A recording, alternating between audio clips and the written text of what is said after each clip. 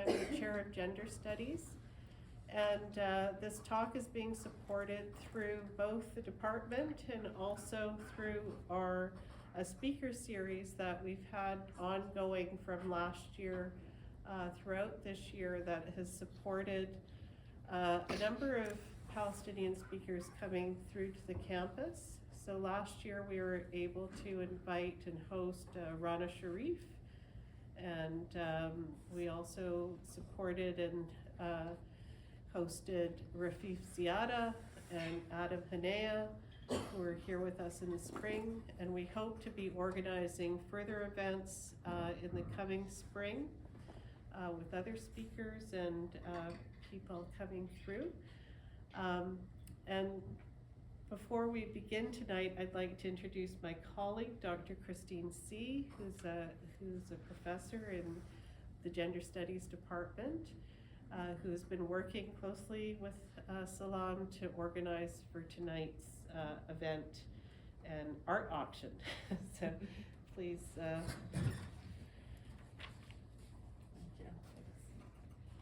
So, Wanabojo Kinawea, Makwando down, Baktino Donjaba, Minawa Bishkukang Donjaba, Laksul Ndonji, Aminoa Laksul Ndonji. So, Apachinandam Nangom, Apachinandam, Wasanech Nishnabeg, Minawa Lakungan Nishnabeg, Aminoa Apachinandam, Lakungan Wake, Minawa Wasanech Wake. So, hello everybody, I just spoke to you in my Ojibwe language, which comes from my mother, Mary Chiselbun, and I shared with you who I am as Anishinaabe, come from the Bear Clan of Lac-Seul First Nation, our Northwestern Ontario area. So I am Ojibwe through my mother, and my father is James Hammond from Belle Isle, Newfoundland, a white settler with Irish and Scottish ancestry. And I'm very happy to be here tonight, so Davina, thank you for supporting this lecture series, and Salam, thank you so much for sharing your time once again and your experience and your insight, and this time your beautiful art and your feeling of passion in this. Before I introduce Salam, a few things. I just want to share a little bit about how I come to know Salam, but also I'll share a little bit about the art auction and kind of what tonight will look like in terms of how things will unfold. And then also, before I say all that, I want to say thank you to you all for showing up here tonight. So, Chimigwech. So I guess it's been about a year and a half now. Faculty for Palestine organized here or started here at UVic. And our first event was, I think, in May 2024. And one of the members of Faculty for Palestine had been doing some work and does some work down at the legislature. And I think Larry, thank you. I think you're here. Larry, right? Larry introduced us to here at UVic Salam, and then through that we had a panel, our first panel with Salam and Martin, and I think there may have been one other person, but maybe not. Maybe it was just you and Martin. Yeah. And so that was our first kind of event that we kind of were able to kind of pull off here at UVic, and it was so packed, the room was so packed, people were outside in the lawn, jumping up in the window trying to hear Salam and Martin. And so anyways, Salam and I kind of just kept connected through email. She included me in her emails, and we started working together and just email communications that way. And Salam is contributing to an anthology of Indigenous women's writing that I'm editing right now. And when she's returned here to Victoria, we've spent some time visiting, get to know each other, having some good drives around the peninsula and just understanding each other's worlds. And you know, as Anishinaabe, I'm a visitor here in Lekwungen and Wasanich territory, so I approach my learning here with as much humility as I can as well, and try to understand whose lands I'm in and the histories here as well. And so I do, we have shared some of that understanding back and forth. And in some of those conversations, we talked about this next lecture for this fall season. Salam had shared with me that in some of the lectures that she's been giving throughout Victoria community and around in the area, she has shared that I think on one or two occasions there was a fundraising endeavor through her art. And so I thought, well, maybe we can think about that and kind of make that happen. And so here we are. we are able to make it happen with some insights from some other folks here who aren't here tonight. Nassim was another person who has helped kind of just think this through, try to figure out how it's done and how to kind of pull it off. And then Salam's daughter is also helping out in a particular way. So there's many people here who are kind of helping bring this together. So with that, we'll start with a bit of a introduction to Salam. So Salam Hamdan is an artist, writer, and activist from Ramallah, West Bank in Palestine. With her MA in International Studies and Politics from Birzeit University in Palestine, and decades of educational, policy, and organizing experience in Palestine, Canada, and elsewhere, Salam has been generously educating those of us living here in Lekwungen lands, otherwise known as Victoria, for the past several months. And she's been doing this both in person and when she is here in Victoria, as well as from online when she is home in Ramallah. Working with various scholars at UVic, as well as with organizations and communities throughout Victoria, Gender Studies is grateful to have Salam share her insights with us this evening through her lecture entitled Living Palestine, History, Gender, and Colonialism. On occasion, Salam has been able to fundraise in support of Gazans through her art. This is a bit repetitive. In this spirit, this lecture will also include a silent auction of 12 pieces of Salam's art that she has created specifically for this purpose. So with that, I'll share a little bit of how things will flow this evening. So Salam will present her lecture for approximately 60 to 80 minutes. After this, we'll break for approximately 20 minutes, during which time you may circulate to view the paintings and make your bids. Helpers, some of whom are Gender Studies students, Adina, Soph, and Avery. Avery's here somewhere, Avery.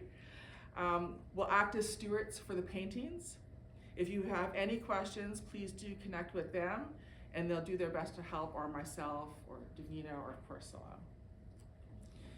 So before we get into the lecture, I do want to just share a little bit more about the paintings, their titles, and the brief description. So thank you for sharing that information. So Children of Heaven 1 and Children of Heaven 2 is on the second easel here. Thousands of children in Gaza and the West Bank were born and lived shortly in darkness, ashes, and gray. They were killed before they have known life. I want to believe that they have gone to heaven. I really want to believe that. The children of heaven have escaped hell on earth. And both of those paintings have the same description. Children of Heaven 1 and 2. Gaza. Yes, this one, thanks Avery. Children and women are the first target in the genocide. If they escape death, they do not escape displacement, hunger, cold, disease, and endless agony. And this one here to the left of me is Gaza gazing at the sea from Ramallah Mountains. The Palestinians in the West Bank are not allowed to go to the sea. The Mediterranean stretches all through the vast Palestinian coast, yet it's off limits for the Palestinians in a geography of apartheid. I always wait for the clear day to gaze at the far sea from the top of the mountain. The gold sun flickers happily on the surface, it winks. One day you will swim freely here. And then over here to the right, I see the flag in everything. It's the furthest left on the chalkboard. Thanks, Avery. If you are a Palestinian, you become obsessed with the flag. The 4 colors take over you and you start seeing them everywhere you go, in everything. Red, white, green, and black. 4 colors were prohibited for decades, denied until they became an obsession. Wherever I look, there is the flag. I don't know that I'm going to say this next one right. Kahir. Kahir. It translates as agony. This one right here. Quote, there is no English equivalent to the Arabic word kahir. The dictionary says anger, but it's not. It is when you take anger, place it in a low fire, add injustice, oppression, racism, dehumanization to it, and leave it to cook slowly for a century. And then you try to say it, but no one hears you. So it sits in your heart and settles in your cells, and it becomes your genetic imprint, and then moves through the generations. One day you find yourself unable to breathe. It washes over you and demands to break out of you. You weep, and the cycle repeats, end quote. And that is by Khadija Dajani. The Martyrs, right here. In Palestine, hundreds of thousands are killed and lost. The mourning does not stop, as the gate to the sky is permanently open, unlike the ones blocking the entrances to our cities, villages, and refugee camps. The tear, right here, to the left. Thanks, Adina. The Palestinians at exile never stop dreaming about our homeland, the unbelievable agony of loss and deprivation. Rivers of tears are shed. The Palestinian Hanun, poppies, is still in our memory and is part of the endless nostalgia. We will return, the everlasting chant. Waves of hope. Yes, this one here, the second one. It is a habit of the Palestinians to nurture hope, even at the darkest moments. Hope is present in the songs, in the tales, in the art and colors. From the depth of black emerge the lively colors maneuvering around the pain. And threads of memory, right here to the left. This painting was inspired by Orange Shirt Day. It evokes the orange streaks as threads weaving Indigenous stories into the earth and sky, binding the past to the present. This second one here, we are the Indigenous peoples of the land. The Indigenous Canadians and the Indigenous Palestinians share a very similar history of colonialism and ethnic cleansing. This Indigenous Canadian is watching her land vandalized and looted, exactly as it's happening now in Palestine. And this one to the left here. You can never stop the spring. We never stop hoping. We are addicted to hope. Even from the depth of darkness, we can see the spring blooming. It comes every year to our land, as it does others. A gentle reminder of hope. Look, no one can ever stop the spring. So with that, let's give a round of applause to Salam.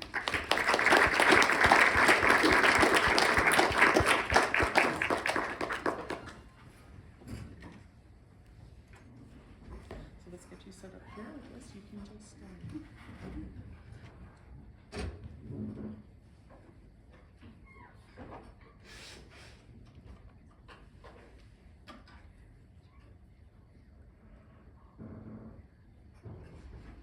test it? Yes. Can you hear me? Yes. Yeah? Yes.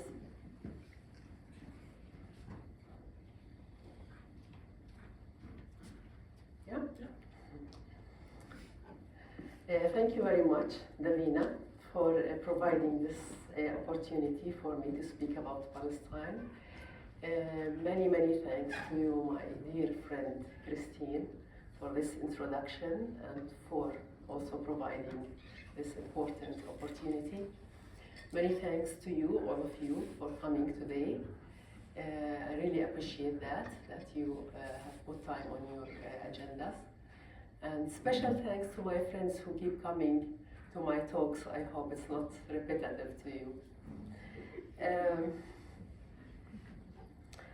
Yes, I mean, this talk would have been really, like one note I have before I start talking is that talking about Palestine could have been just a classical story of colonialism and ethnic cleansing, like what has happened here in Canada.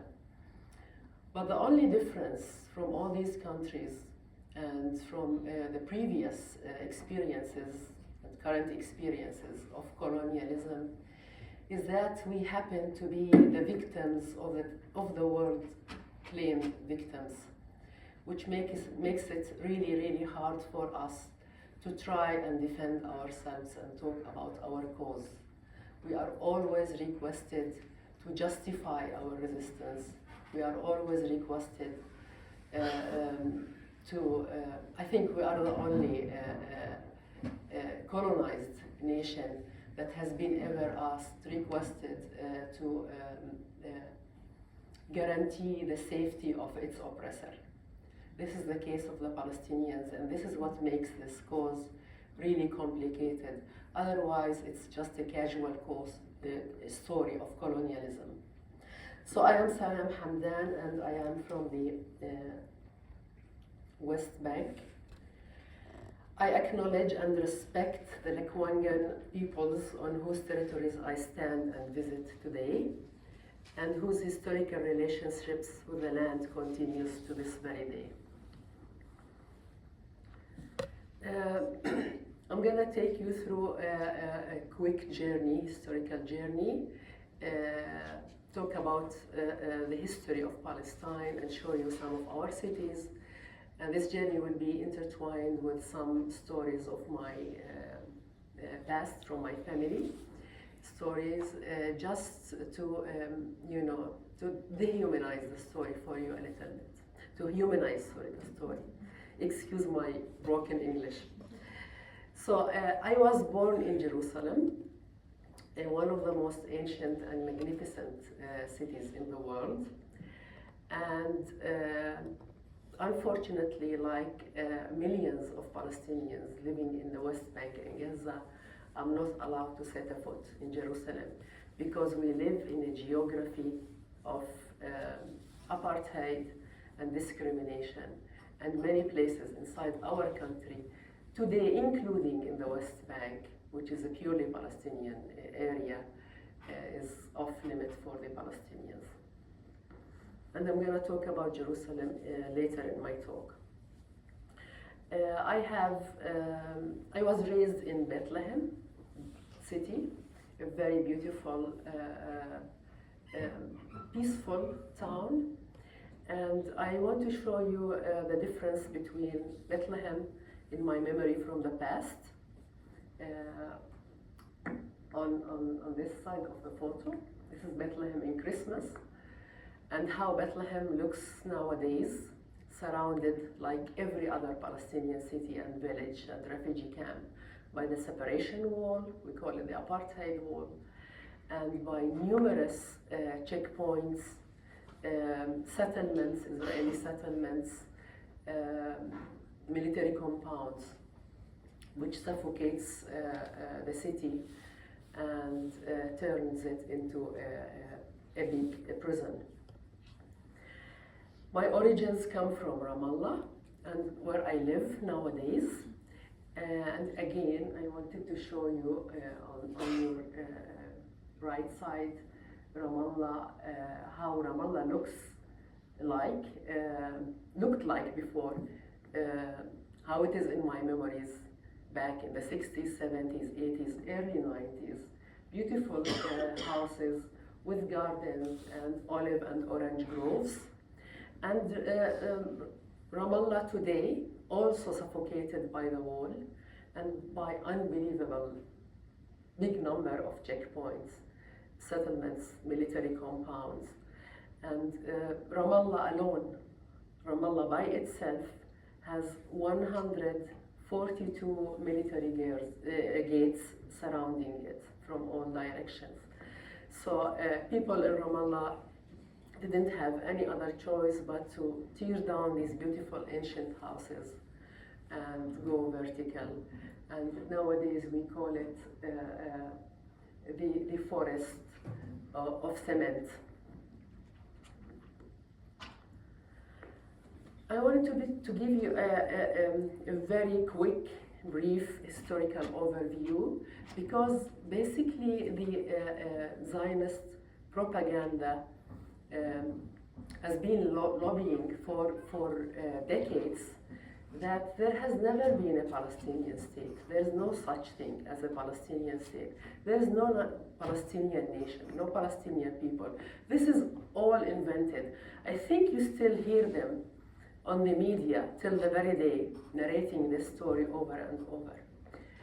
So Palestine, like the rest of the Middle East, has been subjected to the occupation of the Ottoman Empire for centuries, for 4 or 5 centuries.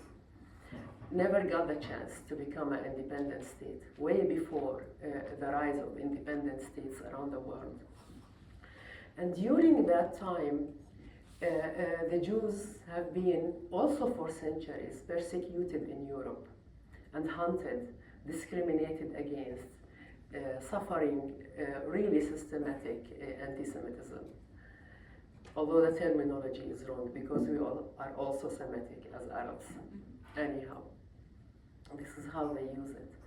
So they've been organizing themselves over the time, establishing their organizations and agencies to defend themselves from that unfortunate situation that they've been exposed to. And one of these organizations that have emerged out is the Zionist organization that has started already lobbying for a homeland for the Jews, where a safe haven where they feel protected eventually.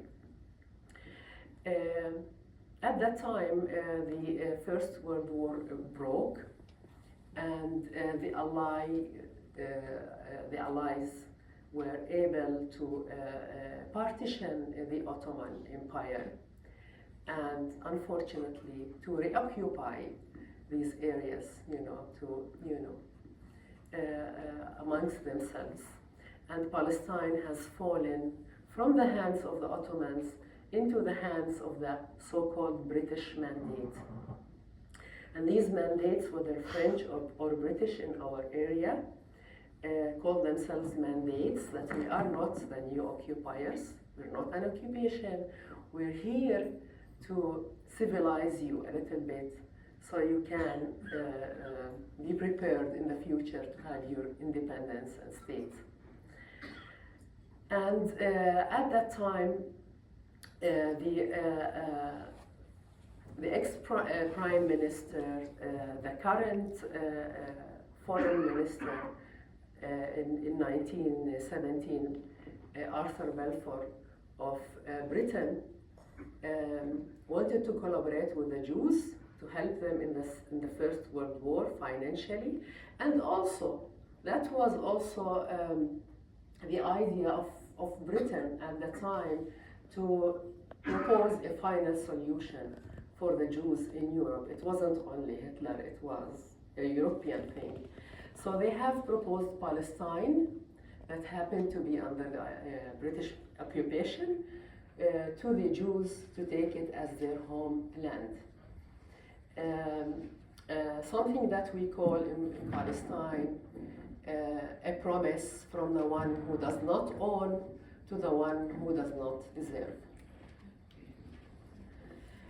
So the Jews started migrating towards Palestine for decades, even before the Second World War, in small portions at the beginning, because most of the Jews at the time perceived themselves as Europeans. They didn't come to that part of the world. But then, with the rise of fascism and the Nazi regime in Europe, they started coming in big waves towards Palestine. And they got themselves organized, and with the support of the British Mandate, they established their militias that has eventually become the Israeli army that you know today. And they also, under the umbrella of the British, they started attacking the various Palestinian villages and cities. And the Nakba, the catastrophe, please remember this word because it's a very important word in the Palestinian history, took place in 1948, where approximately 800,000 Palestinians were uprooted and displaced and sent to exile. Many of them have landed in the West Bank and Gaza Strip because in 1948, as you see on the map, they have managed to occupy the yellow part, which is the major part of Palestine, something like 78% of Palestine, except for the West Bank, Gaza Strip, and East Jerusalem. And so many of the people who were escaping that part came towards the West Bank and Gaza Strip. And later, when the UNRWA was established, they have been situated in, I'm sorry, they have been situated in refugee camps in the territories. So my family story actually starts back then, during the Nakba times. My grandparents were living nearby Ramallah, in a village nearby Ramallah, as poor farmers. And one morning they opened their front door to find 64 people from their extended family waiting at their door, who've been expelled from the Palestinian coast. So my grandparents took them in. This is the Palestinian hospitality, as we took in the Jews who were fleeing from Europe, and provided food and shelter, thinking that they are going to help them for a few weeks until they return back to their homes. This period kept stretching for months and then for years, and then my grandfather couldn't do it, so he started mortgaging his lands one piece after the other, until UNRWA was established, and then these people were placed in refugee camps. So the major myth, the major propaganda and story, I think all of you have heard it at least once in your lives, is that this is a land without people for a people without land. This is the story that keeps the Zionist movements keep narrating it over and over and over again. This is just a glimpse, these pictures are a glimpse of, I'm gonna take this off, let's put it here. I'm sorry, it keeps making noise when I move. This is just a glimpse of how the Palestinian cities used to look like way before 1948. So there was people there was civilization, there were urban areas that are thriving and developing. The picture on your far right is the picture of Al-Manshiyya neighborhood of Yafa city, which has been wiped off the map, leveled to the ground, and replaced today by Tel Aviv city. It wasn't enough for them to occupy 78% of historic Palestine, and they had to go for the rest of the country. So in 1967, they invaded the remaining parts of Palestine, the West Bank, Gaza Strip, East Jerusalem, and they have even stretched further to the Golan Heights of Syria. They occupied it, still occupied to the very day, and to Sinai Peninsula that has been occupied till the late 70s until they have signed a Camp David agreement with Egypt, and it was handed back to Egypt, but with many conditions, unarmed area. So they managed again at that time to uproot and displace another approximately 300,000 Palestinians. And this time they were pretty alert, so they drove them away from the country towards the borders and sent them to the Arab worlds. So my family story in the Naksa continues. My very grandparents, who have already received the refugees from their family in 1948, the same grandparents been living nearby Ramallah for their entire life, happened to travel just 2 weeks before Naksa took place, before the war had broken. They traveled to visit my uncle at Kuwait, one of the Arab Gulf countries, where most of the young Palestinian men usually go to provide for their extended families in Palestine, with a poor economy in Palestine. So it was their first time to get out of the country. They were in their late 60s. And the war happened, and Israel occupied the West Bank together with the rest of the areas, and they sealed the borders in the face of the Palestinians. Again, like in 1948, they announced that no Palestinian can come back to these territories. It's off limit, and any Jew from any corner of the world is welcomed with open arms and granted a citizenship in Palestine. So my grandparents were stuck abroad and they couldn't come back. And they tried everything in their power, everything they know, everything they have ever owned. Their big family, their children, grandchildren are in Palestine. And they don't even have a residency anywhere else. They don't know anything else.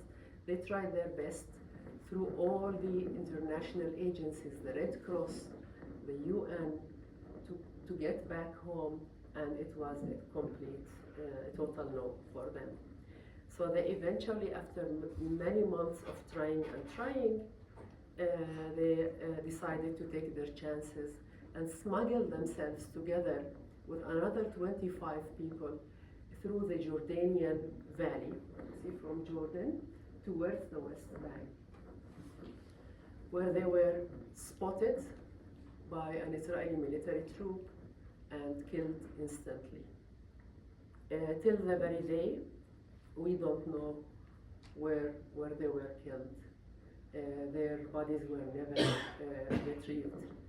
And my father and uncles are still grieving them till the day. So after 1967, the Israelis this time have decided that they're not going to take any Palestinians in. You know, they're not going to grant the Palestinians the citizenship as they did to the few Palestinians who remained in their territories in 1948. So we were, you know, residents. They called us the residents of the territories. This is how they called us. Who are subjected to military occupation. We were under the military ruling for decades until Oslo Agreement took place in 1994. The situations of these areas, I don't know how to describe it to you, but it was marked by violence, continuous violence in every way, arbitrary arrests, extreme poor economy. We weren't allowed to have any form of economy. Most of the people had to work as daily waged workers in Israel to provide for their families. And we didn't have any services in our area, so we had to organize ourselves in committees just to do, you know, the municipal services for ourselves. And our areas were attacked day and night, subjected to sporadic curfews and closures. And that's why, since 1967 till the very day, numerous intifadas, numerous uprisings have broken in the Palestinian territories, a form of resistance for the occupation and a form of an attempt to, you know, retrieve any of our rights. The biggest intifada, the famous intifada that maybe most of you know about, is the one that took place in 1987 and has lasted for approximately 6 years. There were a big number of casualties and people who were killed. and homes destroyed. And then, like similar to this moment, there was so much sympathy from the world of, a nation stripped from any power. We didn't have militias like in Gaza today. At the time, it was like peaceful, popular uprisings facing one of the most powerful, armies in the world. And this has, with the, big momentum around the world, the Israelis, for the first time, were forced to sit on a negotiation table with the Palestinians. And this has culminated in Oslo bilateral agreement in 1993 with a promise of a Palestinian state. Like you're hearing today, what Trump is trying to do, that was a similar thing in the past then. They were talking about phases, phase 1, phase 2, phase 3, which will eventually lead to a Palestinian state. This has never happened. Things have started and were stuck at phase 1. And the Palestinians were up on their heels again, resisting again. Second Intifada took place, a massive military invasion of the West Bank in 2002 till 2004. I have also a story in that invasion where I personally was taken as a human shield with a gun point at my head, but I don't have time to narrate that story. It's a long story. If you are interested, please don't be shy and ask me later, and I will tell you this story. The same thing happened in Gaza. It's not only the West Bank. That was the case of the West Bank and Gaza Strip. And Gaza kept resisting till the very last breath, even when it was exposed to one of the longest sieges in our modern history. And they have conducted the Great March of Return in 2018, a very peaceful movement where hundreds of Gazans were killed.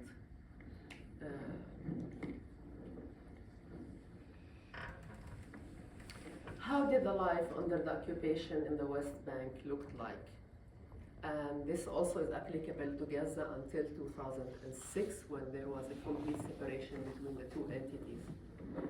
It's a life of checkpoints, hundreds of checkpoints, of refugee camps spread everywhere, of curfews and invasions, of raids, of arbitrary arrests and torture in prisons. We have thousands of hostages. We've been having thousands of hostages for decades, taken, snatched from their houses and from the streets, and put in the harshest conditions in the Israeli jails for decades, and no one objected on that. This is a glimpse of how the checkpoints look like in the West Bank, just a glimpse. We have usually, I mean, in normal years, when there's no war, we have approximately 800 to 850 checkpoints in this small entity, which is approximately 5,000 square kilometers. The settlers, all of you have heard about the settlers. This is a very settler community, and to them it's not enough that they have already taken the big chunk of historic Palestine. They want also the occupied territories, breaking the international law. They keep confiscating lands and building more and more settlements inside our cities and villages, at the borders of our cities and villages. And today we have approximately 1 million settlers. We are only 3 million in the West Bank. So 1 in 3 is a settler now in the West Bank. And these are not just the normal Israelis. These are the most far right-wing fanatic Israelis. The ones who are extremely religious and who deeply believe that this land has been promised to them by their own God, And it's their biblical duty to ethnic cleanse it. So they do that in a very systematic manner. They group themselves and they attack our villages and cities. They used to attack it like, once in a while. Now it happens on daily basis in the West Bank, which is completely overlooked because of the huge genocide that is taking part in Gaza. But on daily basis, we have raids of settlers, destroying, burning, we call it the Crystal Nights, as a reminder of what happened to the Jews in Germany back in the 40s. And killing people sometimes, terrorizing children at night, and uprooting olive trees. The arrests. 1 in 3 Palestinians have been arrested at least once since 1967. 1 in 3. In every 3 Palestinians, there one person has experienced the Israeli jails. Me, myself, I am one of the luckiest. I was imprisoned only for 1 day, and it was a horrible day, unforgettable in my life. And I always wonder how the people, my father who was being in prison for years, my uncles, my cousins, my friends, how can they live in these harsh conditions for years? It's not only the adults, unfortunately. Hundreds of Palestinian children are arrested annually, all the time, for the silliest reasons, for raising a finger to a soldier. They are arrested. This boy, I always narrate the story of this boy here, and you're also right up there, Ahmed Manasra. He broke my heart. I always talk about him. He was 13 years old. He was arrested and tortured, and they broke his both legs. And the claim that he has raised a knife on a soldier. 13 years old boy from East Jerusalem. And they gave him a sentence, 14 years. 13 years old boy, 14 years sentence. And he was tortured in prison. And he was put in solitary confinement for years. And his mental capacity is suffering a lot. This is also a glimpse of how our prisoners look like before they get into prison and how they look like after they get out. I know 2 of these people. I know this lady, the amazing Khalida Jarrar. She's a member of the political bureau of the Popular Front, a very strong lady, was being taken during this war and put in solitary confinement, starved, really starved, and tortured, and came out in a horrible shape when I went to visit her. The man down there, Omar Assaf, is my daughter's teacher at school, was her teacher. He just talks. He's like me, he presents, educates, talks about Palestine. And he was taken to prison and he lost 30 kilos in a scope of 6 months. This is a glimpse how their hostages are coming out from under the ruins of Gaza that is completely destroyed and leveled to the ground and starved. Look how their hostages come out. You can check for yourself on the net.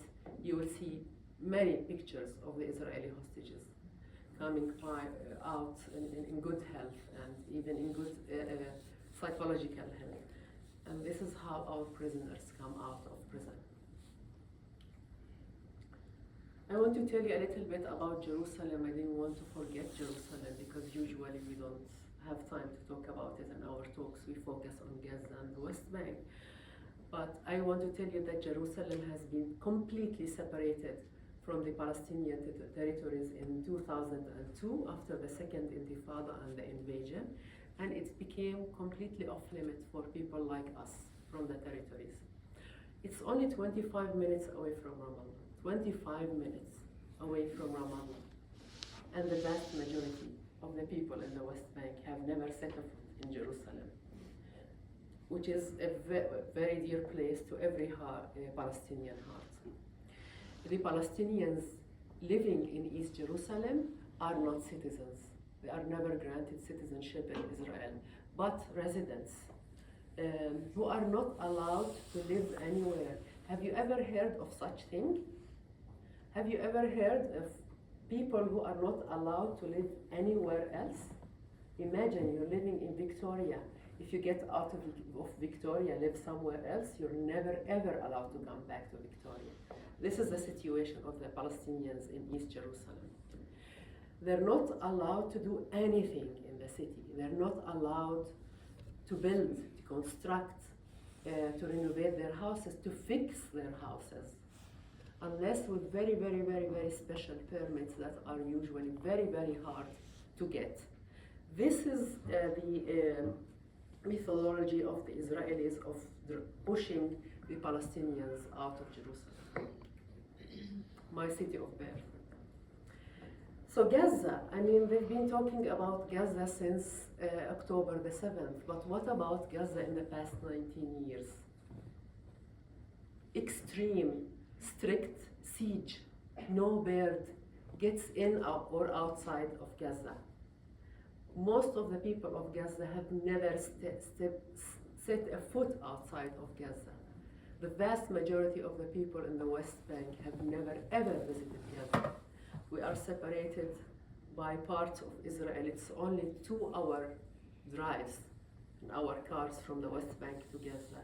And it's so much easier to travel here to Canada, although getting a visa is very hard for any Palestinian, but it's far easier than getting a permit and going to Gaza. For a brief time, I worked for a German organization, and I was a little bit privileged, unlike the vast majority of the Palestinians, and I had a permit to go to Gaza, and I crossed the borders, and it's sheer horror. I live in the West Bank. I lived my entire life in the West Bank, but it's nothing like Gaza.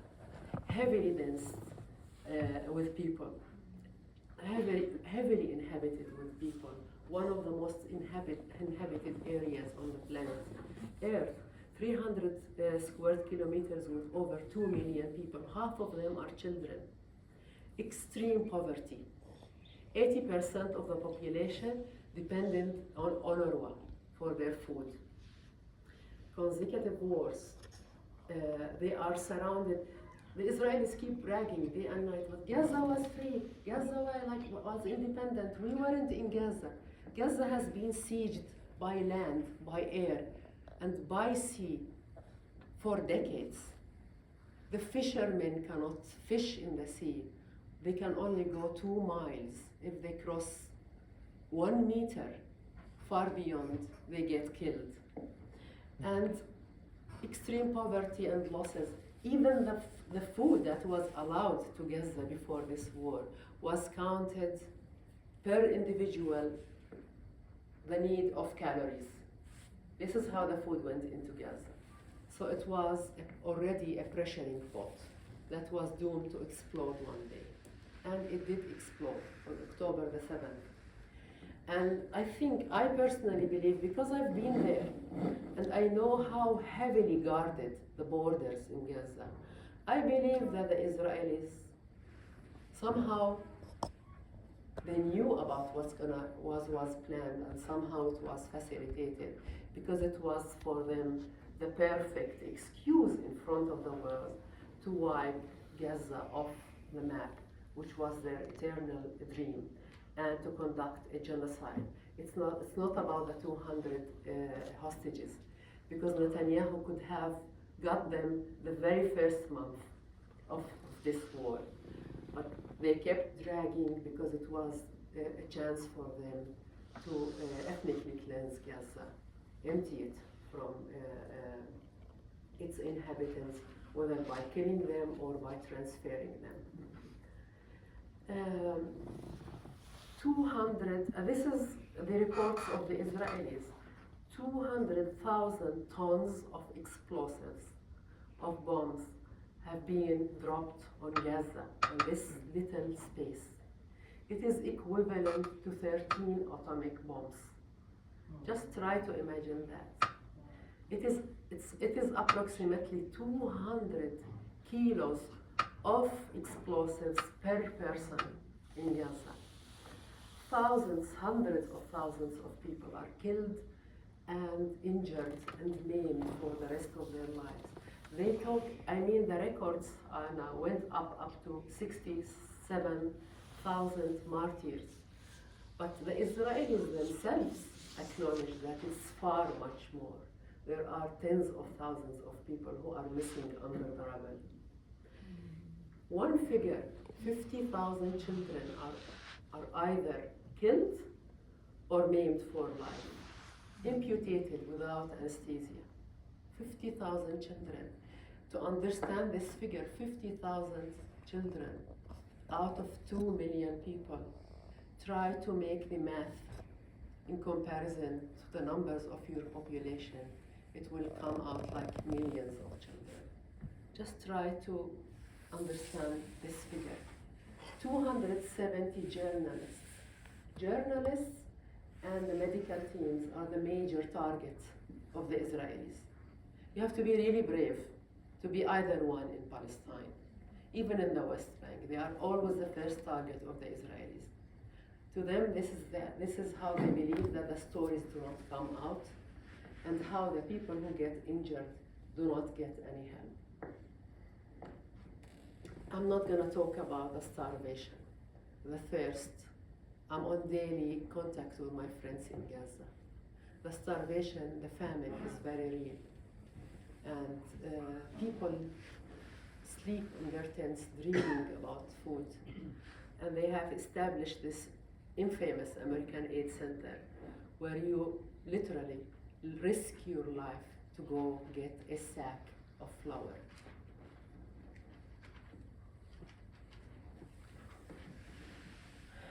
I just want to give you a glimpse about the people killed in Gaza, because they claim that they are targeting Hamas militia. This is their story, their propaganda all the time. They are targeting Hamas, and Hamas is taking people as human shields. I know very much that Israel is the one who takes people as a human shield, because I happen to be one myself. This is a family, a dear friend of ours, Ra'fat Salha, a human rights advocate, and his beautiful family in Gaza. And they are one of the most peaceful people I ever came across, really. They believe in peace, they believe in negotiations, they don't want war, they don't like Hamas. They're very progressive people. They feed their children with everything possible they can do to do that. And their major interest is to educate their children. Their 4 children were studying medicine, engineering, and law.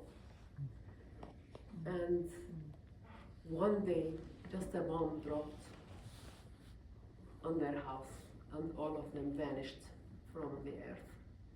And now there is no Salha family on the civil registry, like thousands of Gazian families who have completely disappeared. My virtual fellow artist, Hiba Zakut, me and her, we used to talk on Messenger. We never met. She cannot come to the West Bank, I cannot go to Gaza, but we always exchanged views about our art. Has been killed, luckily, that she has been killed in the first month of the war together with her children. I don't know what kind of danger she exposes to Israel. How does the West Bank look like after October the 7th? I told you about the numerous checkpoints. Now just double the numbers. We have over 1,100 checkpoints in this small entity. Every 4 kilometers we have a checkpoint, whether a permanent or a flying checkpoint. And the checkpoints is not only places where they check your identity. These are very dangerous places, death traps we call them. if you manage somehow with your looks or whatever you do to irritate any soldier there, you might get killed or taken to prison. The arbitrary arrests, approximately every year since the 60s, every year we have approximately 6,000 to 10,000 Palestinian prisoners, hostages in the Israeli jails, with absolutely no legal rights whatsoever. You never heard about them before. Most of the world never heard about them before. The world I mean the governments were on the tip of their toes when 200 Israelis were dragged as hostages inside Gaza. But the thousands of the Palestinian hostages, nobody talk about them, and many of them are children. They are exposed to all forms of torture you can imagine, and now crowned with this war by the sexual assaults and by the rape. This year, 70 Palestinian prisoners died in the Israeli prisons.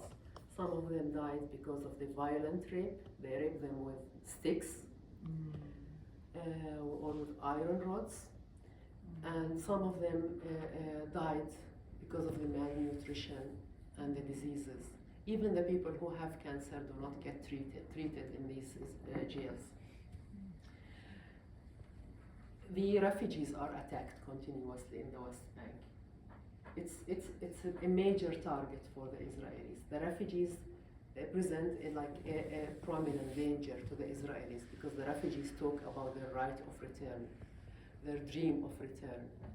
And having refugee camps around the country is just a manifestation of that right. So they attack these camps continuously, systematically. And in the past year, they have demolished a number of the refugee camps in the North and West Bank and displaced over 60,000 Palestinians. Many of them are still in the streets. The escalated settler attacks, the attacks are now armed. They are also guarded by the Israeli army. When they attack our cities and villages, they are guarded by the army, and now they are themselves alarmed. They take out their guns and they shoot at us, especially in the olive harvests. And the Israelis, when it comes to the West Bank, they talk about the soft migration, they call it, on their TVs.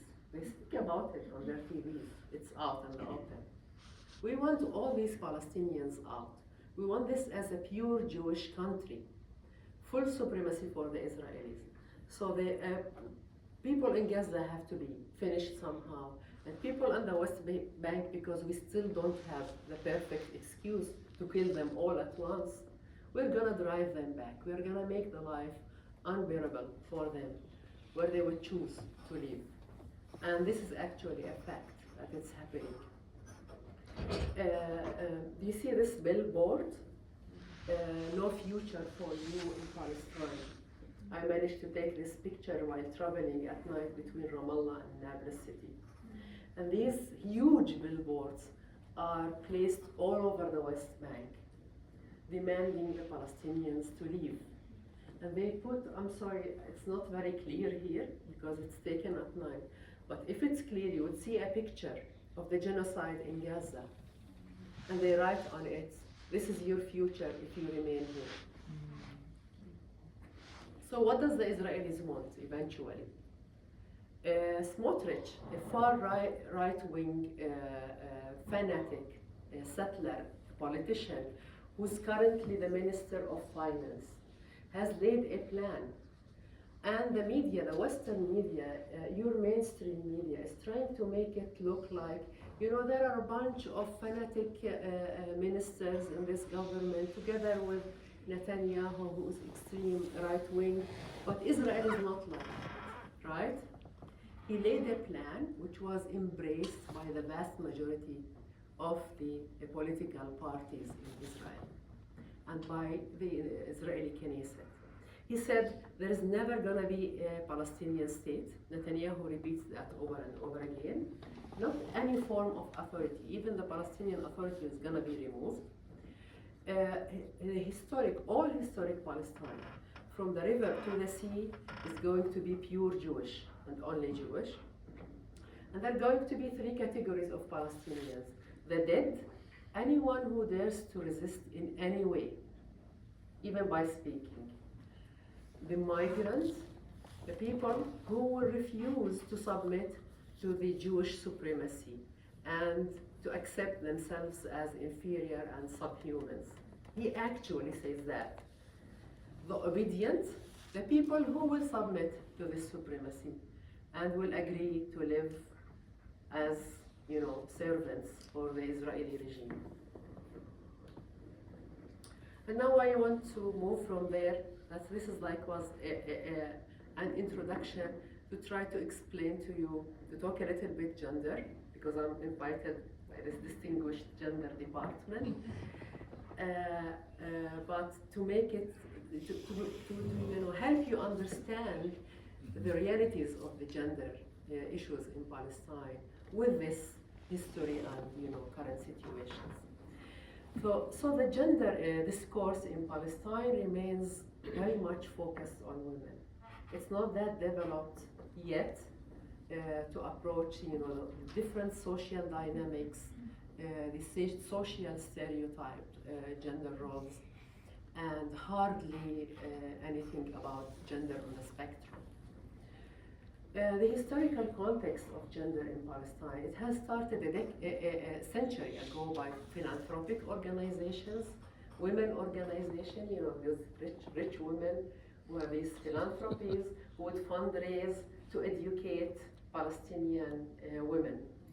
It started like that, and then gradually it has developed with the rise of the Palestinian national movement, with the Palestinian parties, especially the left parties in Palestine, who paid special attention to the situations, basically to the situations of women, and have provided, committees to discuss the women issues in Palestine. And then afterwards, after Oslo Agreement, the donors, the Western donors, jumped in and they started preaching us gender and human rights and good governance and democracy and blah, blah, blah, blah. Ironically, the women participation in public spheres was at its peak from the 60s until the early 90s. It was at its peak, that the women were everywhere in the political spheres. And then the women gradually pulled out of the public scenery with all the preachings from the donors. So post-Oslo development, the gender discourse actually expanded because the donors wanted to shed a special light on this topic. But it was, and I am a feminist myself, I was very much indulged in the women movement in Palestine for decades, and I have witnessed that this discourse that was presented and supported and donated by these Western donor countries was basically from the point of view of the liberal Western feminists. And it had lots of Orientalism within it. Orientalism in the meaning that the way they see us, the way they think we are, the way they think they know about our culture is the thing. And it has to be dealt with from their point of view. So the gender discourse was parachuted from the West on Palestine, and that's why it didn't really pay off. Even the Palestinian Authority was aligned to prove, because we usually try to prove as Palestinians, that we are civilized enough, we're good enough, we're developed enough, we deserve a state. So the Palestinian Authority acknowledged and signed CEDAW agreement, the Convention of Elimination of All Forms of Discrimination Against Women. That convention took place in 1979, and the Palestinian Authority acknowledged it in the late 90s without any reservations.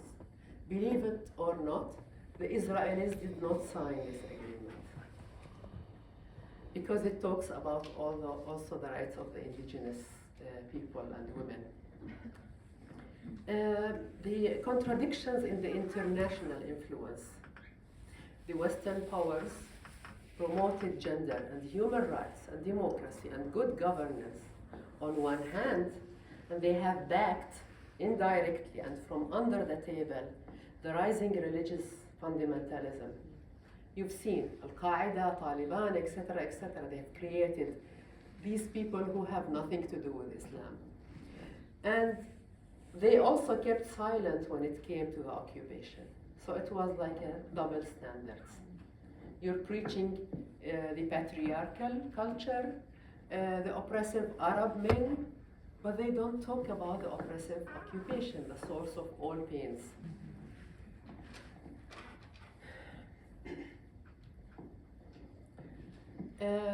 Of course, the women and all genders in Palestine are double burdened by the patriarchal rooted culture that came along with the Ottoman Empire, and then by this, this discriminative culture that was embraced by the successive colonizers.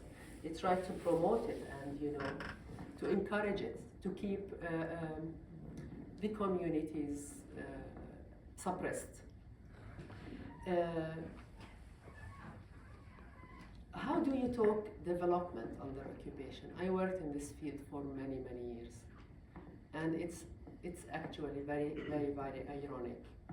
I mean, development in a reality without any form of economy, without any control over your resources, with continuous systematic destruction of your infrastructure, and with all the attempts in the world to provide you from having any agency or any functioning long-term or form of organization. How do you talk development in this case?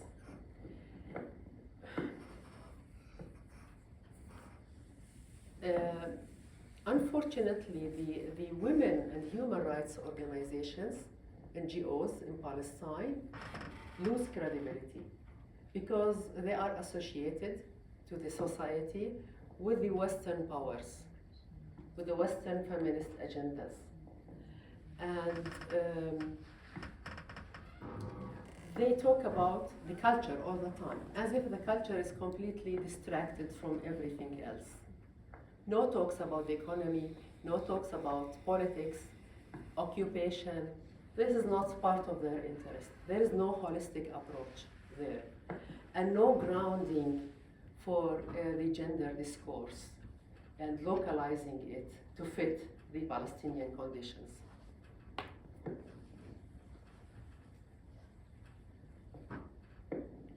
And I end this part with these questions. How can any society truly thrive under colonialism and systematic oppression? How can that happen? How can anyone, whether men, women, or others, really be genuinely free under colonialism? The gender on the spectrum in Palestine, the Palestinian indigenous queer communities, we have them, of course, like every society, every community. Unfortunately, Palestine, and we are self-critical, is still very much homophobic. People, the knowledge of the people about these issues are really sparse. These issues are not actually tackled. The conventional, the classical form of gender relations, the man, woman, the classical conventional thing, is still very problematic in our societies. The sex between men and women is still a taboo. So let alone talking about people on the spectrum. We have one organization in East Jerusalem called Al-Qaws, means the rainbow, that talks and raises issues and discourses about the Palestinian queer community. It's still not that sophisticated discourse, but it is developing slowly. The Palestinian queer community, they extend their activism from beyond the sexual rights and the sexual identity, also to resist the occupation, like everybody else in the country, and they do not see themselves at the same grounds or position with the Israeli queers, because the vast majority, unfortunately, of the Israeli queer community are pro the occupation. So it's a complex social positioning. To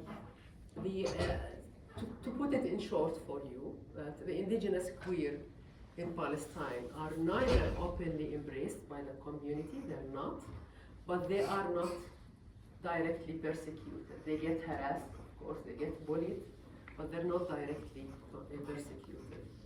And their existence is marked, unfortunately, by marginalization.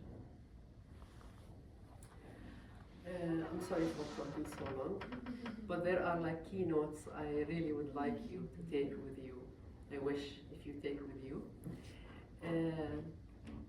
First point is that the struggle did not begin on October the 7th. You've seen from that history that has been grounded for tens and tens and tens of years. The Palestinians are the victims of the victims, which makes things are extremely complicated. The world does not want to hear us because we are the victims of the Jews. They don't want to hear us. They refuse to hear us unless something major happens and many people from us get killed or tortured, like what's happening now in Gaza. The Israeli colonization has always been supported by global powers, the biggest powers on the planet Earth. It has started, as I discussed before, with the British mandate, the biggest power at the time, and now by the Americans. The United States of America treats Israel as one of its 50 states. It's the 51st state of the Americans and the rest of the global powers, which is enabling the expansion of the settlements and the continuous suppression of the Palestinian rights. Israel has always exercised full impunity, always. And when people ask me, even here in Victoria, like what I see in the future, are they gonna be dragged to the international court? I say no.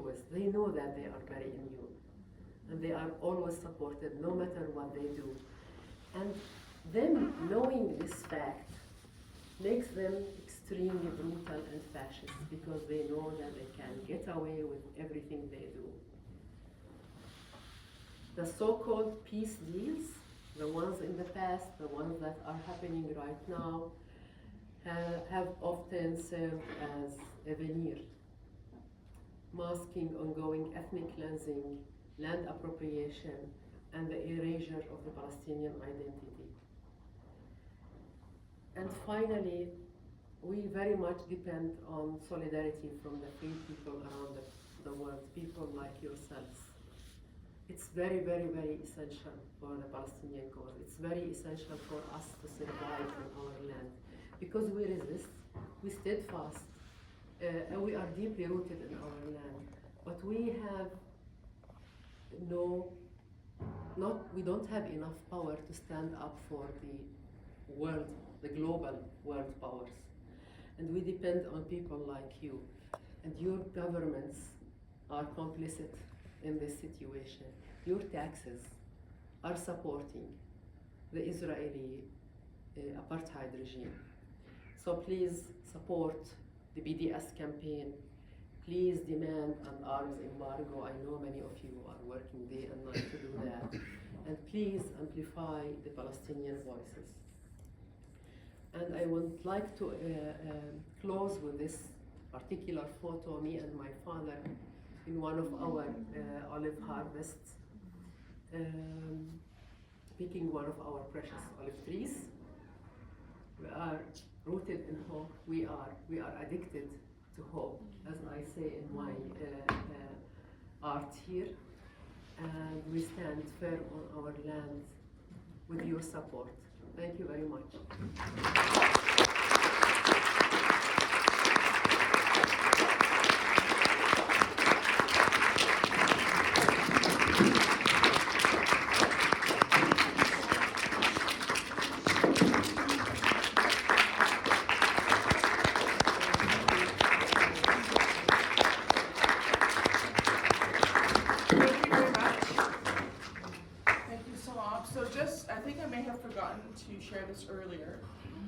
break for 15 minutes. That will give you time just to be with all the things that have been shared, but also it will give you a chance to be with each other, but also, importantly, come and make your bids. Outbid each other. Bid. There's some helpers. Avery, Soph, and Adina are here if you have any questions. When we come back, we will have another 15 minutes for questions and discussion. Salam has graciously offered to open that up for that. And then, once we wrap up that question section, that will be that for conversation with Salam. We will come back to the bid. We'll have probably another 10-15 minutes for you to kind of meander with the paintings again and maybe do some more bidding, and then we'll close and we'll finalize the bids, and helpers will be here to help finalize that. When we come back at some point before the question, Salam will talk a little bit about the places where the funds that are raised will go towards, but we'll do that later in the evening. All right, so please enjoy your next 15 minutes.